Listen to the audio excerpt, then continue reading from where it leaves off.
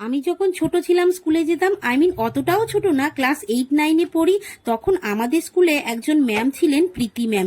উনি আমাদের ইংরাজি নিতেন।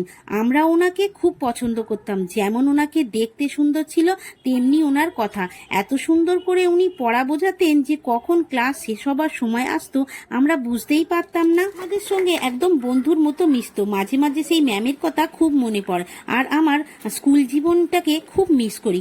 বাই দ্য ওয়ে, তোমরা যদি স্কুলে পড়ো তাহলে লাইক করো, আর যদি কলেজে পড়ো তাহলে লাইক ও সাবস্ক্রাইব দুটোই করো। আর তোমাদের জীবনে যদি এরকম কোনো স্যার ও ম্যাম থাকে তাহলে অবশ্যই আমাকে কমেন্ট করে জানিও। আমার ছোট্ট সাবস্ক্রাইবার জেরিন বলেছে, হাতে নেই আংটি, মনে নেই শান্তি, বারবার মনে পড়ে তোমার নামটি। Thank you Zerin.